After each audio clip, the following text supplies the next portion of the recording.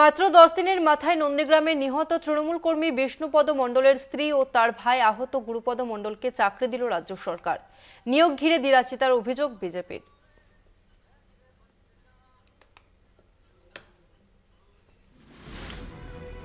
বুধবার নন্দীগ্রাম 1 নম্বর ব্লক আধিকারিকের কাছে নিয়োগপত্র জমা দিয়ে কাজে যোগ দিয়েছেন নিহত তৃণমূল কর্মী বিষ্ণুপদ মণ্ডলের স্ত্রী।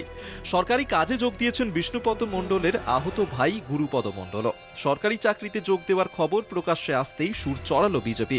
রাজ্য সরকারের এই উদ্যোগের মধ্যে দ্বিচারিতা দেখছে রাজ্যের প্রধান বিরোধী দল। তাদের দাবি, তৃণমূলের হাতে আক্রান্ত হয়ে মৃত্যু হয়েছে বহু বিজেপি কর্মীর, অথচ রাজ্য সরকার সেই সময় তাদের পাশে দাঁড়ায়নি।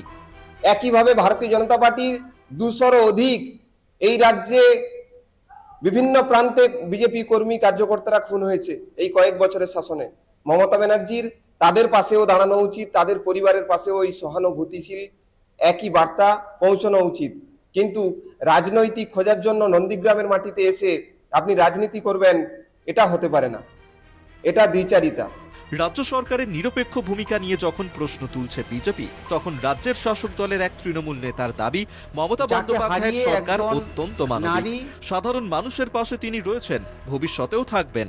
নন্দীগ্রামে রাজনৈতিকগতভাবে যাকে হত্যা করা হয়েছে বিষ্ণুপদ মণ্ডল, যাকে হারিয়ে একজন নারী বিধবা হয়েছে, যাকে হারিয়ে একজন দাদা তার ভাতৃহারা শোকে শোকাহত, 2 নাবালক সন্তান পিতৃহারা হয়েছে। সেই অসহায় পরিবারের পাশে মমতা বন্দ্যোপাধ্যায় দাঁড়িয়ে আরেকবার প্রমাণ করে দিলেন যে মমতা বন্দ্যোপাধ্যায়তেই আছেন। দ্বিচারিতার অভিযোগের পাশাপাশি বিজেপির প্রশ্ন, একই ঘটনায় কেন দুটো এফআইআর?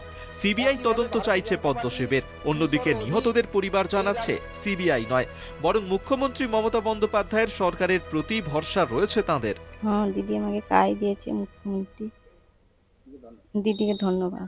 মুখ্যমন্ত্রীর প্রতি ভরসা আছে, দোষীরা যেন শাস্তি পায়। সকলেই জানেন বিজেপির দুষ্কৃতীদের দ্বারা আমি আহত হয়েছি, আমার হাতটা পুরো অকেজো হয়ে গেছে, আমার ভাই নিহত হয়েছে। তো আমাদের মানবিক মুখ্যমন্ত্রী, উনি আমাদের এই অসহায় পরিবারের পাশে দাঁড়িয়েছেন, আমাদের কাজের সংস্থা করে দিয়েছে।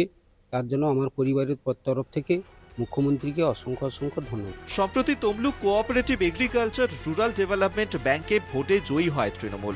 69টি আসনের মধ্যে 56টি আসনে জয়ী হয়ে বোর্ড গঠন করে রাজ্যের শাসক দল। এরপরেই খুন হন তৃণমূল কর্মী বিষ্ণুপদ মণ্ডল।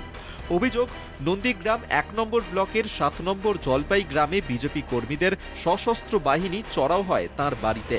ভোজালি দিয়ে কুপিয়ে তৃণমূল কর্মীকে খুন করা হয়। বেধড়ক মারধর করা হয় তৃণমূল কর্মীর দাদা গুরুপদ মণ্ডলকেও। নন্দীগ্রাম থেকে সৌম্যজিৎ চট্টোপাধ্যায়ের রিপোর্ট, কলকাতা টিভি।